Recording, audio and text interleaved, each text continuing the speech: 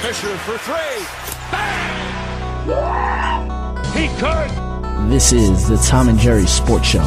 Go!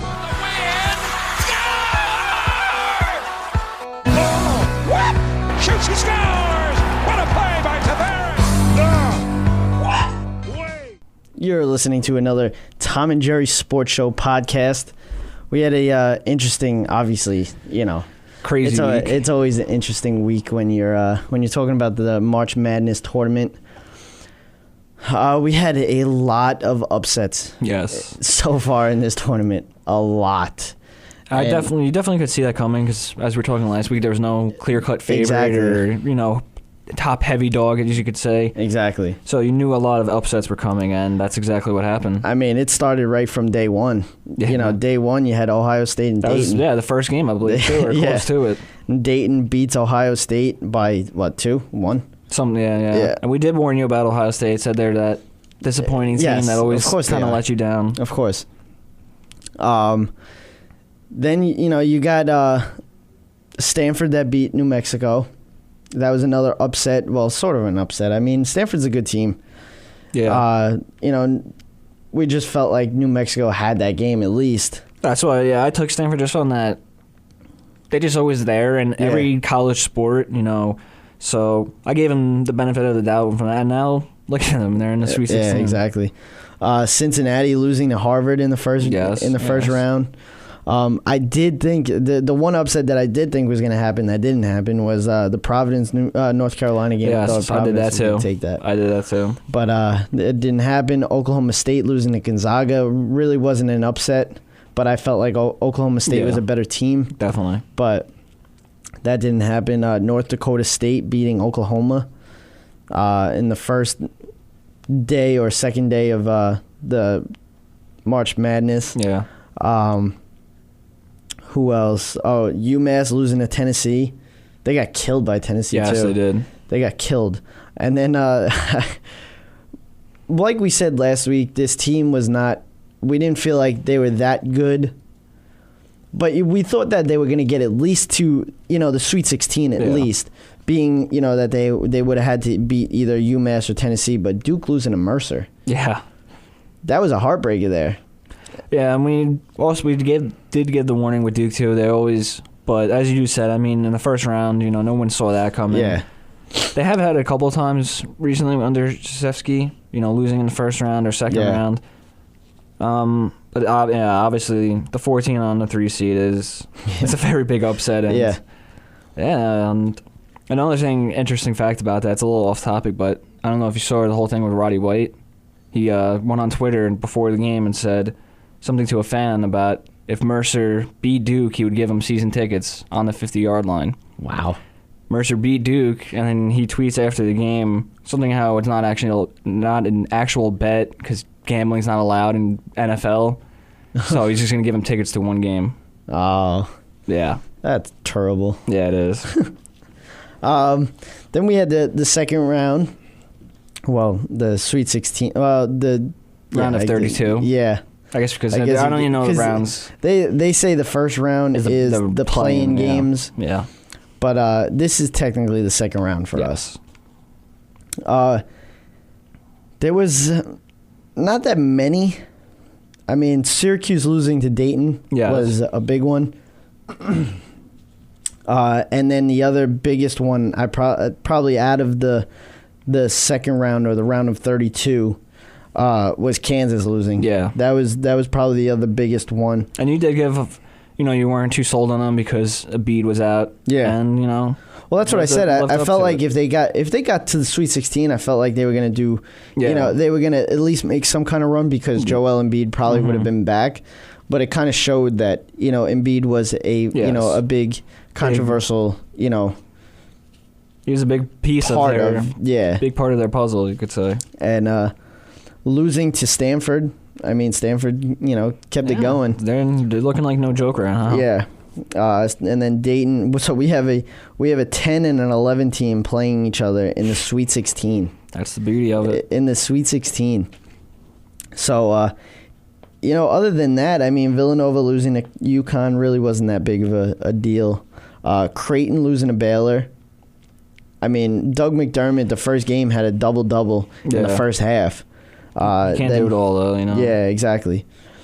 And then, Kentucky ending Wichita State's perfect run.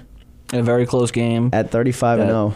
Everyone knew it was going to be close. See, now, watching that game, you had Early, who was going bananas in that game, hitting every shot he threw up. Yeah. Then Baker hitting all the threes for him. Now, the last play of the game, now I know Van Vliet is their best player. Obviously, he's their floor general. Yeah. But why give it to him? Why give it for a 3-point shot? Yeah. Why? If you're gonna give it to either Early or Baker, they were the hottest guys on the court. Give it to the hot hand. So I was a little, coaching error at the. Yeah, I just didn't understand that.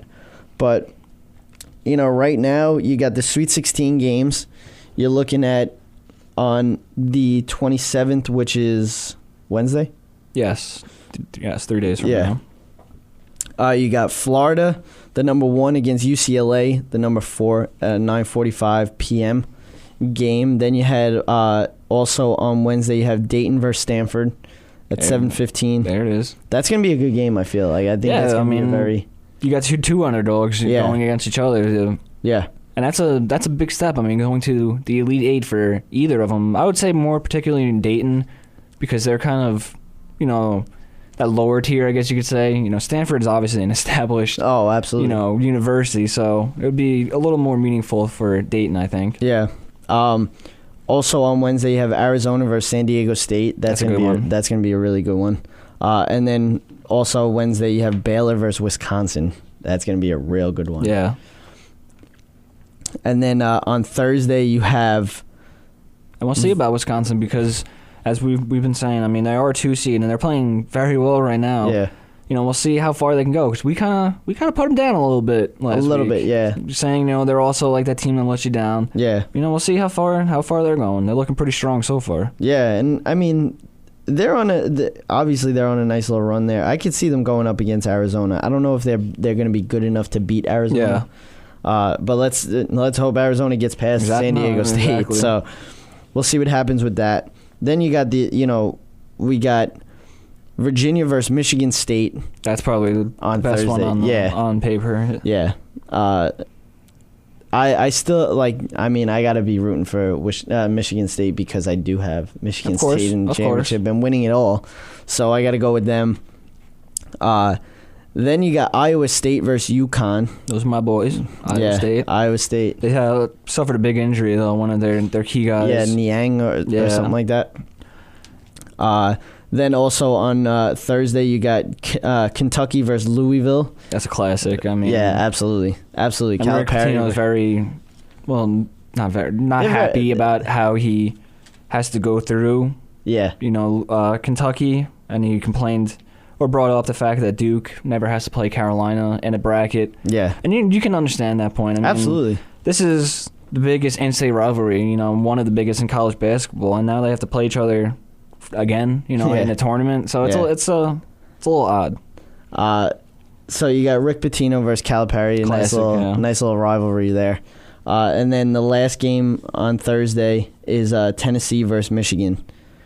And Tennessee's looking strong right now. They really are. I mean, beating UMass and then beating Mercer, destroying Mercer. Yeah, so they're looking very strong right now. Michigan's got to watch out. I mean, they beat UMass 86-67.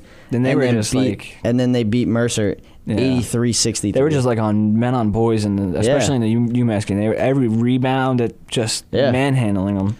So, I think the Sweet 16 is going to be very interesting. I think they're all going to be close games.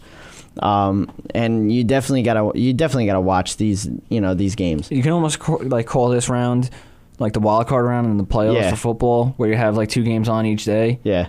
And that's everyone's favorite week of football. That's almost like the Sweet 16 because you still have a good slate of games, good amount. You got 4 each day. Yeah, and they're obviously very good games, so yeah. It's not bad. No, not at all. But I mean, I guess we could go into some, surprising, I guess the games that kind of surprised us. and go more into those games. I mean, Ohio State did.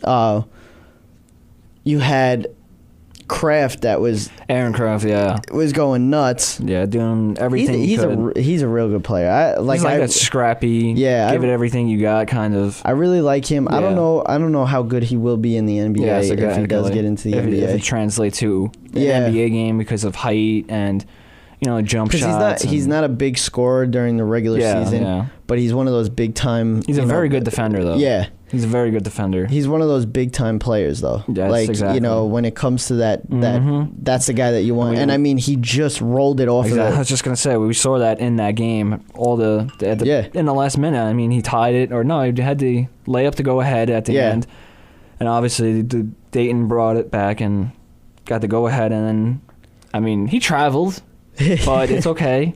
Yeah. But as you said, it did just roll off the rim. And I mean, last year he hit the one big shot to win it for them. Also, the big 3-pointer. He's a very good player for them. So I like Aaron Kraft. The Kansas game, really. I mean, Stanford just manhandled them. Really. Yeah. I mean, that's what you really can. That's say what happens about. When you're missing your 7-foot center. I mean, that's a was huge big difference. But I mean, other than that, the one that I wanted to happen or picked for my bracket was in the early rounds, St. Louis. Yeah. And I forgot who they played at 12 seed. They played New Mexico State. Oh no, North Dakota. No. Where did they play? They were the 5 and they played the 12. What was it? St. Louis. They played NC State. Yes. And I had NC State winning that game, and NC State was winning the whole game. I believe at one point were up 16 or something like that. All I had to do was make free throws. And it's funny because at every situation in any college or professional basketball game, at the end you always see like the fouls, and you're like, all right, really, just let it, like you're gonna lose. Yeah. And then sure enough, NC State missed enough free throws to let St. Louis hang around, and they went into overtime, and St. Louis ended up winning, and that was one of the biggest, I don't want to say upsets because they're obviously a 5 seed on 12, but I mean up 16 at any point in the second half, you got to hold on to that game. Exactly. VCU also losing to Stephen F. Austin. Very disappointing. Stephen F. Austin's 31-2 though. I mean, like that's a.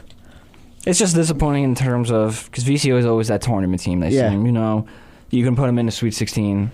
Almost seemingly now, but see my thing now with Wichita State, I feel like last year they made it to the Final Four. This year they're a better team, and I just feel like they got the short straw in this tournament because they got the toughest. They did, the toughest bracket, and Kentucky's not an 8 seed. That's the toughest 8 seed you'll find. That's what I'm saying. Like they're not an 8 seed. I would give them maybe a 4, maybe a 3, but I feel like this bracket is tough. I mean, you had Duke even if they got past Kentucky, congratulations, you're going to go against Louisville. Yeah, so It exactly.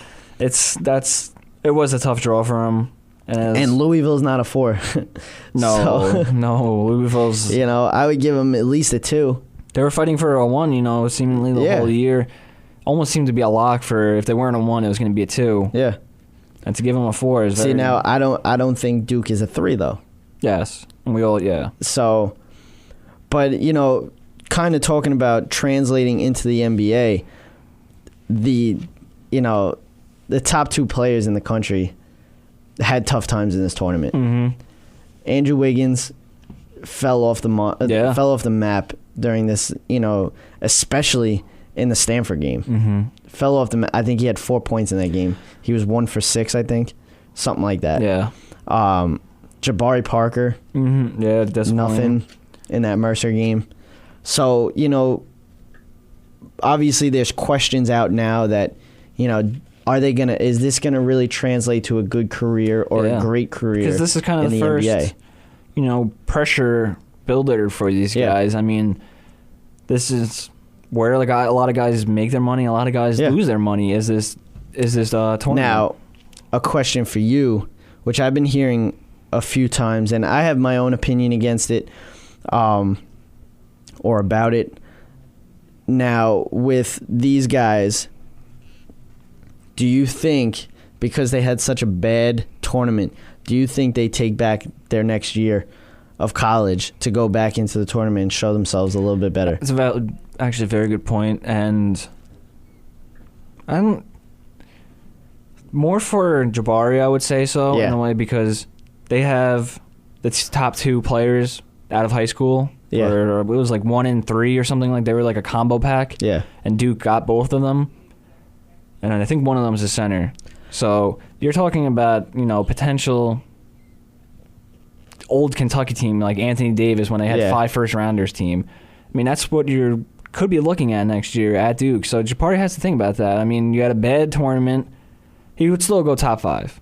Oh, absolutely. And both of them will still go exactly. top 5. So that's but what's probably going to stop them. Yeah. Like, why go back when I'm going to be a top 5 anyway? But if, the fire's burning inside of them and they want and the will, to want to win in college is there, then it's more so for Jabari, like I said, definitely should come back. Now, is Joel Embiid going to come back? No. No? No, he's definitely... I mean, he's pretty much number one, I think. You can't take chances when you're 7 foot. I mean, because injuries happen too easily at that height with your legs or back, whatever it may be. You gotta take it when you can when you're like that. I mean, he only emerged at the beginning of the year. He wasn't, preseason. No one even heard of this guy. Yeah, and the only reason why I say that is just because he didn't get to, I guess experience the tournament. I get what you're saying there. But at the same time, his stock might have gotten up because Kansas lost. That's true. That's true, too. Looking at it that way, his team, a favorite all year to win it all, loses to Stanford in the second round because he's not playing. Maybe it's because of him, so absolutely. Maybe he can go off that. I mean, going into that game, I think, let's see the stats in this game, rebound-wise. We had... It's definitely where Stanford could have, taken advantage of Kansas. Yeah, well, you had Kansas with 22 defensive rebounds, and you had 13 offensive rebounds. And then you had Stanford with 8 offensive rebounds and 29 defensive rebounds. So, I mean, it really wasn't that big of a... They did stop a lot of possessions, though. Yeah. A lot more possessions, Stanford. Yeah. Grabbing those defensive rebounds. They had, overalls, obviously, 37 to 35. But I'd also, reading that, it also says Kansas has missed a lot of shots. Yes. So, that's another factor. Another thing with Wiggins, most likely. Yeah, they were 19 for 58, while Stanford was 21 for 47. Yeah, there you go. So it seems like they were just, chucking up shots, really. Yeah.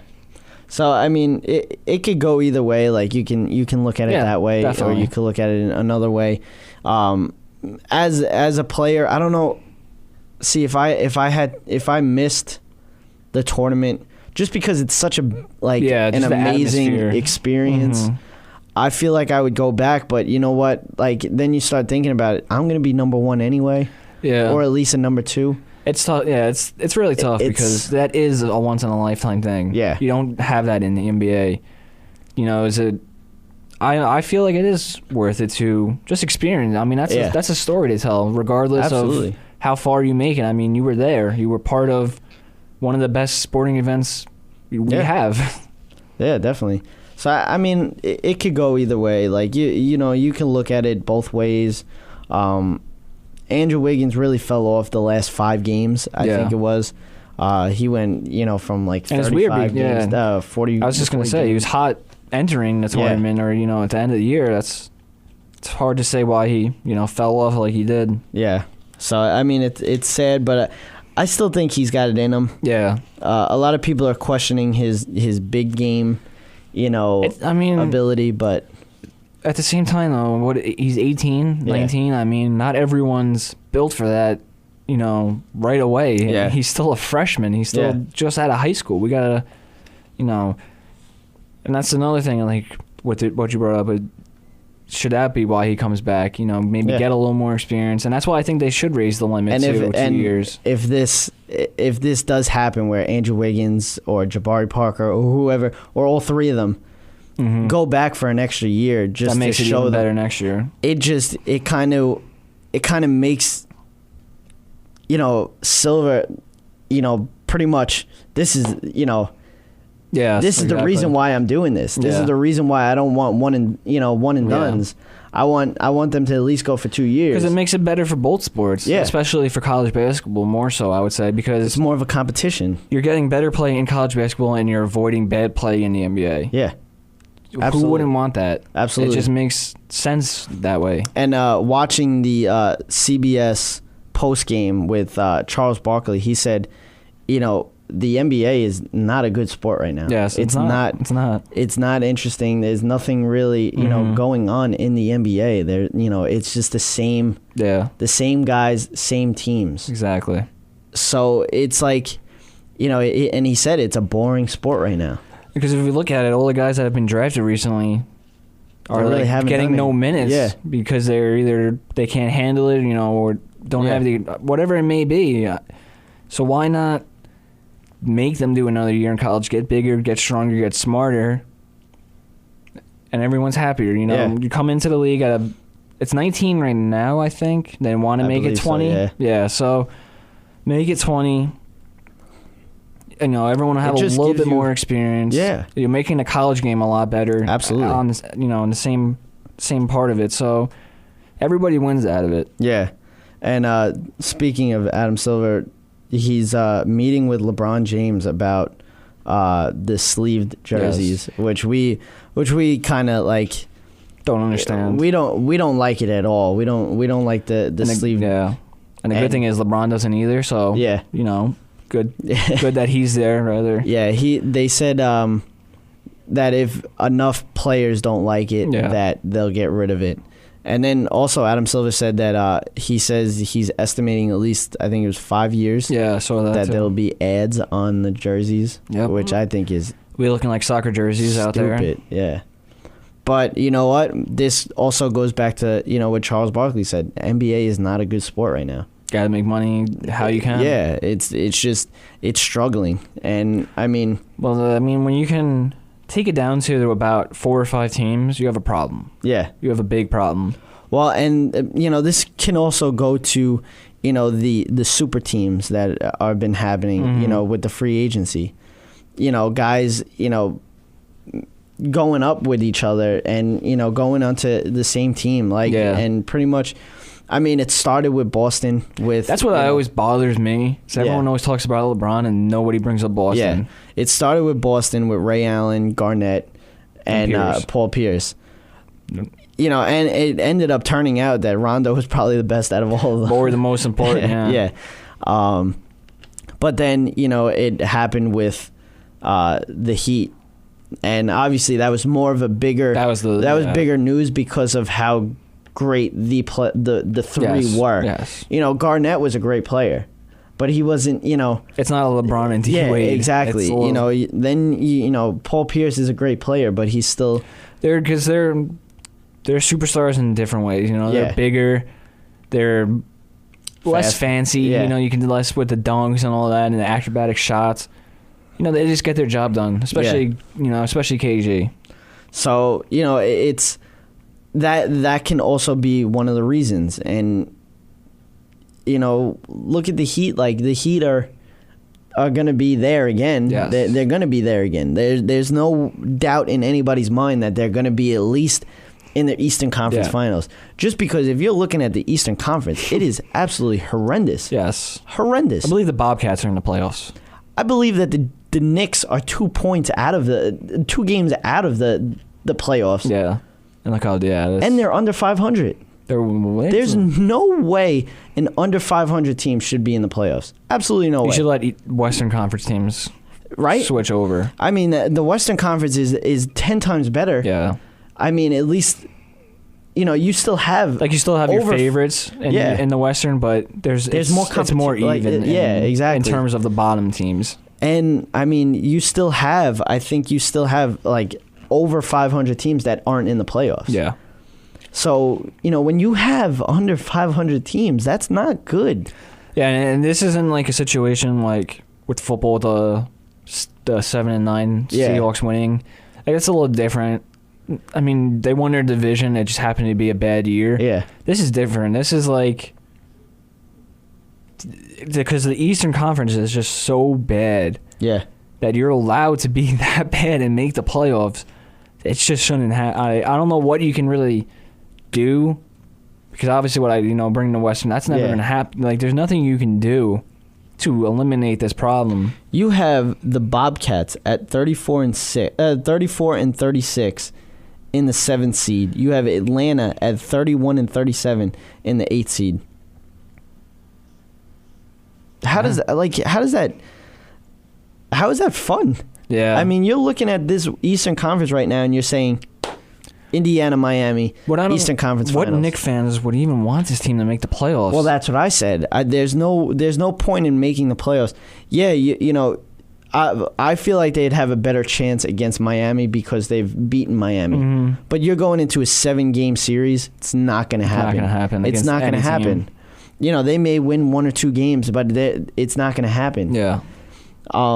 But look at this Eastern Conference, and you're looking at it right now. Indiana, Miami, Eastern Conference Finals. That's it. There's you don't even have to play out the playoffs right now. Yeah.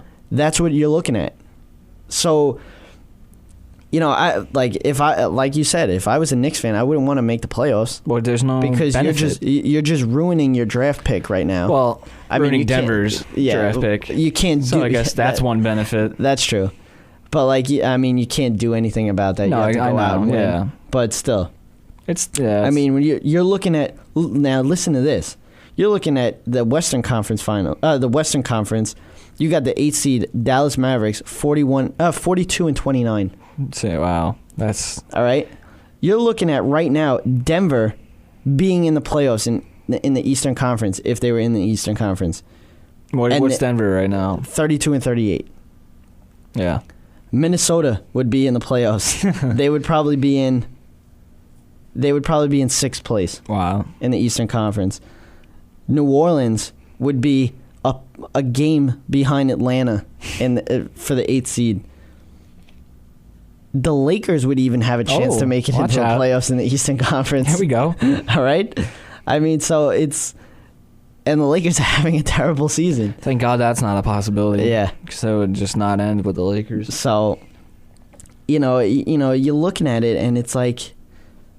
And it's kind of sad because people always complain about baseball, like the same teams. Yeah. It's not even close to that. Absolutely not. Not even as close to what it is in the NBA. And they have a salary cap. Yeah. And yet this still happens where there's a possibility of 4 teams at the most winning the NBA title. See, that's the funny thing. You have a salary cap in the NBA. You have a salary cap. And we still have this issue. And we still have... You're going to say San Antonio, Oklahoma City, maybe Western Conference Finals again. You're going to maybe throw Houston in that mix, possibly. Maybe. If they make a run or something. I mean... I don't think the Clippers are going to be there. No. They always choke in the playoffs. I'm not worried about that. I do think it's going to come down to what you said. It's Spurs, Oklahoma. Yeah, and and that's another thing. How are the Spurs this good? How? I don't know. They're so old. I don't understand. Mono's always out with this or that. And this is where you got to look at it and you say Popovich is one of the best coaches. They give Splitter $25 million. No one even blinks an eye at it. I know. And he's not that good a player. He really isn't. Yeah, he makes these plays. For this team. It's crazy. It drives me insane. And they're so how these boring teams, to watch too. Yeah, they really are. But they're so fundamental. They're just a fundamental team. Yeah, and that's why they're boring. Obviously. Yeah. They're not going to go up. Someone's not going to. It's not Lob City. Dunk it from the foul line. But obviously that's what wins championships. Yeah. Not Lob City. Yeah. So I'm going to put it right now. I'm going to say Indiana, Miami, Eastern Conference Finals, San Antonio, OKC in the Western Conference Finals. And it's probably going to be... It's going to... Miami. I feel like You Indiana can't even has throw anyone else in the Eastern Conference. No, That's the thing. absolutely not. The Western at least seems, maybe the Clippers will finally do it. Maybe the Rockets can make a push this year. Eastern, you have no one. Toronto is the number 3 seed. Yeah. Granted, they are playing good basketball. They are. They are. It's most likely their competition. But if you look, you go from Indiana and Miami, and then you drop off. Yes. That's off. That's the point, yeah. From Miami to Toronto. I don't care what anybody says. Well, I guess you could still put Chicago technically ahead of Toronto, at least not record-wise, but team-wise, coach-wise, and everything, and playoff-wise, you would probably see Chicago go further. Yeah. I can't really say much about Toronto. We'll see what happens with them if they're for real or not. Yeah, I just feel like there's a big gap between Miami and Toronto. The only team that would be able to make a closer gap between that is if Chicago got Melo. Yeah. That's the only way there would be a 3-team race. Yeah. And, I mean, in the beginning of the season, we were talking about the 2 New York teams being horrendous. And Brooklyn's the number 5 seed. Yeah, Brooklyn finally playing a lot better basketball since the new year. At 37-31. Yeah. So they do have the best records in the NBA, I believe, since the start of the new year. It's obviously a long time ago now, a couple months, so very impressive. Well. They've been playing well, but it's just... It's not going to... It doesn't matter. No. It's kind of sad in a way. Well, first of all, Indiana and Miami already clinched a playoff spot. They already clinched. That's probably happened like the first game of the season. They said, "All right." I would say the same thing. And Indiana and Miami, I think, are playing Thursday night, I believe, or Wednesday night. So that's always a good game to watch. But this year, the NBA is just not fun to watch. It's not. It really isn't. It's not. I'll watch the conference finals and the finals, maybe. Maybe if I feel like it. It's, I don't know. It's kind of it's tough a situation for the league. I mean, because what can you do? Yeah, you can't really stop. Well, I guess you can veto trades or free agency or whatever. Chris Paul would tell you that. Yeah. But I mean, how do you stop superstars from wanting to play with each other? And how do you also get these teams that are at the bottom to somewhat relevancy? I mean, there's not. It's a very tough situation for Adam Silver. See, and everybo's hyped up about Phil Jackson. Mm-hmm. Deservedly so. Yes. Yeah. $15 million a year. Yeah.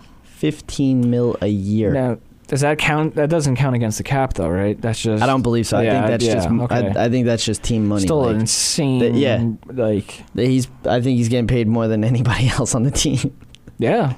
Well, Amari maybe. Yeah. But probably still making more. Yeah. But I mean, I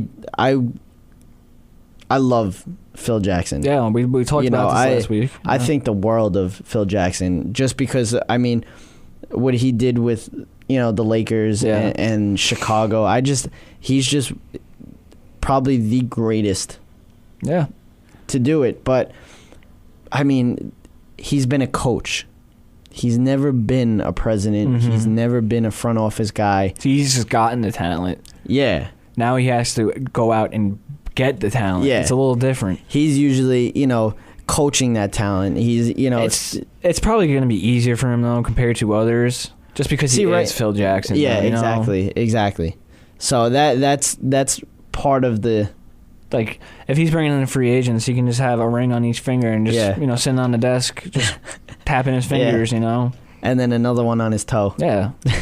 So that makes it easier for him, I guess you could say. That's, my thing last week was why risk it, your legacy, I guess you could say, for him by coming to the Knicks and not winning, because he's always won. He's won everywhere. That's just what he does. So why risk that? But I mean, when you're Phil Jackson, I guess, Melo's already talking about wanting to play better and do things, for Phil. So you already have the superstar on your team. We also don't know how truthful. No, I know, but he's aware of Phil's presence. Oh, absolutely. That's what I'm getting at. And that's important to have on your team in the sense of trying to lure others in. I mean, having Phil Jackson on your side is a huge bonus, and no matter where he is. Absolutely. So, it could go either way with the Knicks. Like, it could be, really good for them, or it could end up being like. Don't be surprised if he ended up coaching either. Don't be surprised. Depending on his talent that he gets. All right, then hear this situation, because this is where I think he would have to coach. He brings. I'm not going to name players of who he brings. Just say he has a very good team. Yeah. One of the top teams in the East. Right there with Miami or Indiana. They start, close to the midway. They're just on a losing streak. They don't know how to snap out of it. They don't know what to do. They have this talented team, but nothing's bringing them together. Yeah. Enter Phil Jackson. Exactly same situation in 2006 with Pat Riley and the Miami Heat. He was the president at that time, and he said, you know what? It's my time. I have to take over this team. They won the final. Yep. And that's the exact same situation that Phil would most likely end up coaching again. To be honest with you, I still don't think anybody's going to win a championship with Melo. Mm-hmm. Not as Melo as the main... And there's nothing against Melo. I have nothing against Melo. Melo's one of the greatest scorers. He can't be the guy. I just don't think he has what it takes to win a championship. Mm-hmm. I don't think he's not that, facilitator, know. And, other guys weren't that kind of player. Like, Kobe Bryant wasn't that kind of player. He still averaged like 3 or 4 assists a game, which is still more than Melo, averages. But Kobe, just has that it. Yeah, he's just a different player from Melo. And maybe if Melo had more of that killer instinct. Yeah. And to replace the, say lack of defense or whatever it may be. And that's another thing. He doesn't play defense. So maybe if he had that killer instinct a little bit more to replace some of the things he has less. Yeah. Maybe. That's what I'm saying. If you look at it, you're looking at Kobe was, for a while there was still a first team, all NBA defensive player. You had Jordan, who was the same way. I think he averaged 6 assists a game, maybe 5, 6. So and he was one of the best defenders as well. Yep. So you're looking at all these guys, and all these guys that are great scorers were also great defenders. Yeah. Melo is not a great defender. I mean, people are already with Paul George. It's the same thing. I mean, he emerged, I would say, mostly last year and this year, obviously, as a superstar in his league. But it's because he does it both ways. Yeah. And that's what, separates. I love Paul George. Absolutely. I love his game. And that's what separates, those top players from just your Carmelo Anthonys, I guess you could say, that are just scorers. That's that's exactly. He's the best scorer in the NBA. I'll give him that. Maybe him and Durant, but that's it. Yeah, and that's what you can say about Melo. So you can't build a team around that guy. Exactly. And I mean, if you look at it right now, you have, LeBron is the total opposite of a Michael Jordan or even a Kobe, or a Kobe Bryant, where the scoring is second is not definitely number one to first, him. Yeah, for sure. So, but he's a great defender. Yes. So if you really look at all these, top players and all these greatest players, they do it both ways. They do it both ways.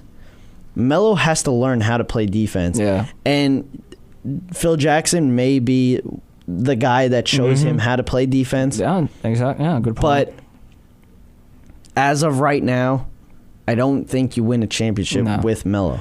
And Phil's in a tough situation, and even through next year. Yeah. Because that's when they can... 2015, I think, is the big year for Phil. Because when they can get Amari off. That's when they can get Bargnani off, where they never should have got in the first place. So we don't have to go into that. But, those are the two big ones that they can realize. And those are, I believe, $10 million a year hits. So those are very, big... That's going to be a big Amari's chance. the biggest hit right now. And, I mean, they can't even get rid of him because it's still going to take a hit. And it's such a shame, too, because he was the first one that wanted to come here and try and build something. Yeah. He was the guy, that said, I'll be the first piece, and you keep bringing me more. It was just it was the wrong move to bring in Melo. Yes. So him and Melo just never really meshed.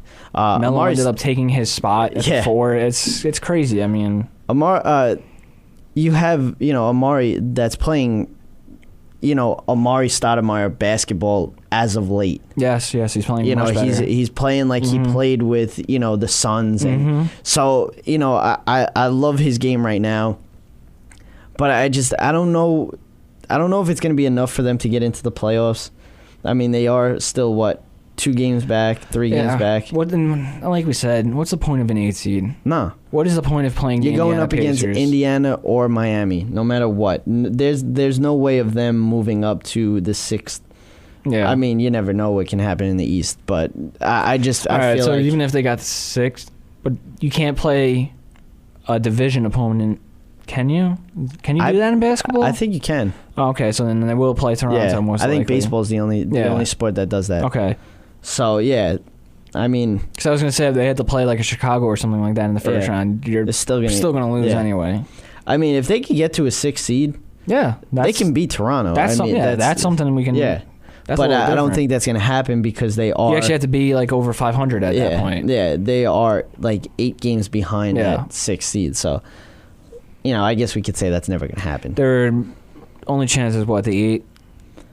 The 8, maybe the 7th. Because you said the 7 was the Bobcats? Is the Bobcats. And they're over 500, like they're 2 games? 2 games under 500. Oh, 2 games under. Okay. Yeah, so that's okay. So you're looking at. They're 22 games back of, so there you go. Of Indiana. Your invitation to either Indiana or Miami. Yeah. Have fun. Yeah.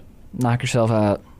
So, I mean, they took a tough loss yesterday. Mm-hmm. So, it's, it can go either way with the Knicks. And, years to come, it could go either way. Yeah. It's going to be very interesting to see the moves that Phil does make, though. That's the one thing that I want to see. I want to see what he actually. I want to see him as a recruiter, I guess you can call him as now. And the funny thing is gonna be, Jeannie Buss and Phil Jackson. Kind of. How is that gonna work? How is that gonna work? Well, because they already said something with that. Like they already had like a meeting with Silver or something. Yeah. To kind of like address this situation. And Jeannie already said, like, she doesn't do any basketball things. She just does, like, the financial stuff. Yeah. Which I'm not happy about. I'm not even a Lakers fan. I'm not happy about that because when you're engaged to the best coach in basketball history, let's not go into that whole fiasco with the Lakers. But, so, she said it's not going to be a problem. And I don't see why it would if she's not doing basketball things, I just feel like, free agents wise and like everything else, like, it's going to be fun to see like, the Lakers and the Knicks. Because now it's kind of, but I don't want to say between them, but attractiveness to the location. Yeah. I mean, how do you get any better than Phil Jackson in New York and just LA in general? Yeah. So, Kobe Bryant's been coming out saying that the Lakers are going to make the biggest comeback ever, from this year to next year, which I mean I can see that happening. The only thing is, you're gonna have to bring in free agents, and the year after this one is the big one. Last one. That's a big one that they want at least. Yeah. That's your LeBrons. That's the Kevin Love. Yeah. That's there's a couple more big names. I think Durant is also up in 2 years too. Yeah.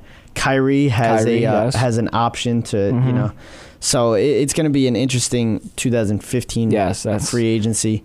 Even this year, I mean, there's still big names out there. I mean, LeBron can opt out this year, so we'll see what happens. I think he's going to opt out? I don't think so. He has no reason to, Yeah. Where are you going to go that's better than what you have? Yeah. Like I said, I would respect the hell out of him if he went back to Cleveland. Yeah. If he went back to Cleveland, but Kyrie Irving does not want to play with LeBron James. And that's odd. That would... Well, I guess because LeBron's kind of like the point guard. Yeah. And that would make Kyrie opt out. Yeah. So it's a tough situation for Cleveland there. So they kind of did it to themselves in a way. Yeah. I mean, say what you want about LeBron. They didn't put anyone around him. No, not one person. When your second best player is like Delonte West, or I was even going to say Mo Williams. Yeah.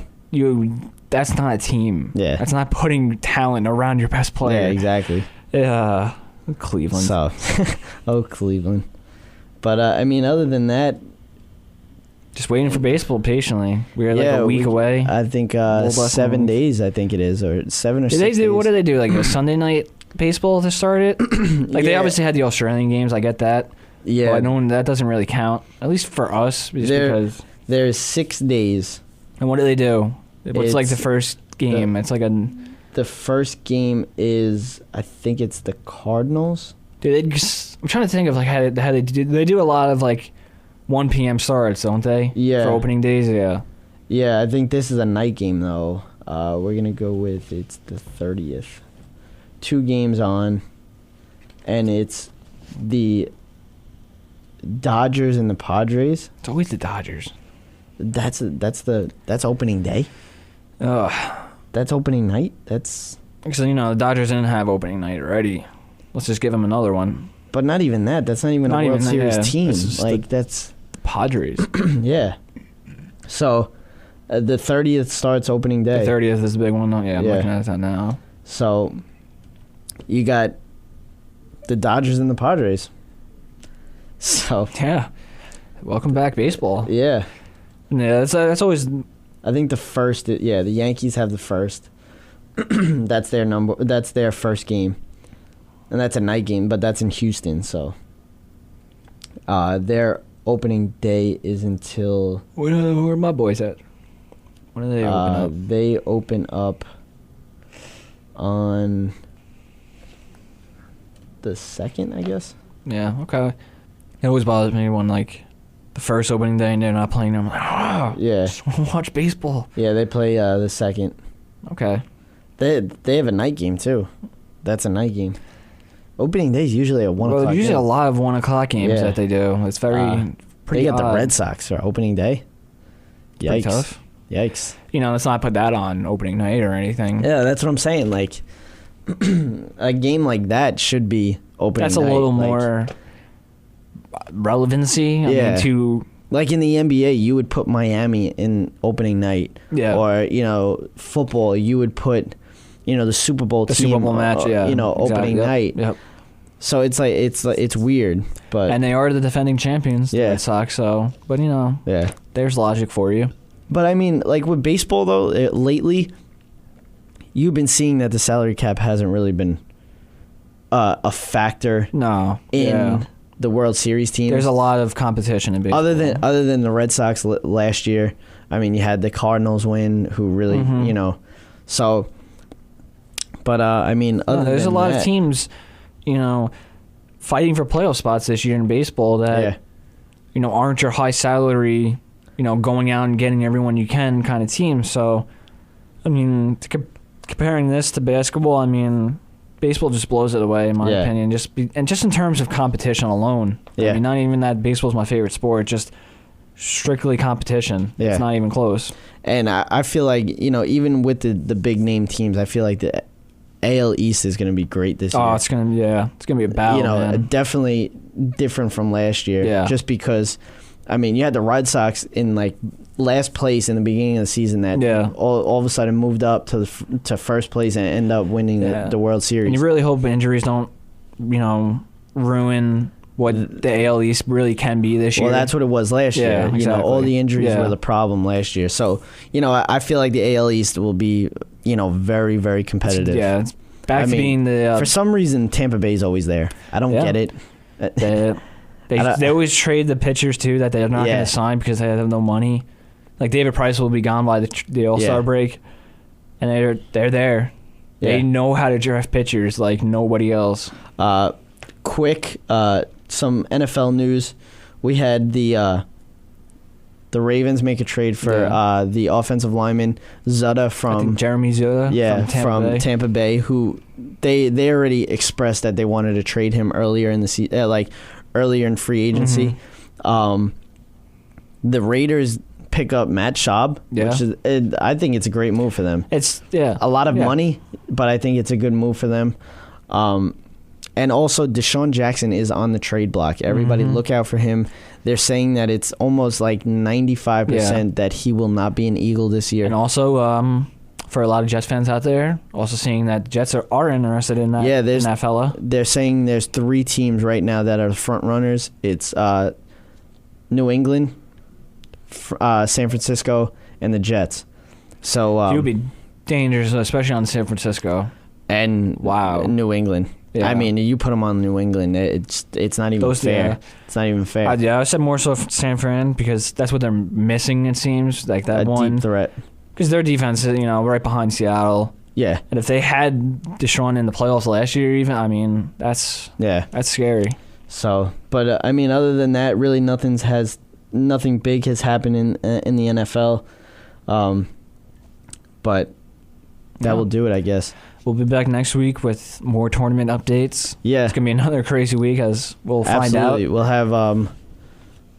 have the Sweet 16. That's gonna be Wednesday and Thursday, and then you'll have the Elite 8 Friday and Saturday, and then the Final Four isn't until I think next Wednesday. I think it is. I like how they do this. Real quick, just the 2 rounds back to back. And then, 3-4 days off. You don't really mind. Let the guys rest or whatever it may be. Then you got the Sweet 16, Elite 8. Then you're back. Back to back. So, we'll be back. We'll have the Final Four when we get back on the air next Monday. But this has been another Tom and Jerry Sports Show podcast. I'm Jerry. I'm Tom. Be breezy. Thanks for listening to another episode of the Tom and Jerry Show.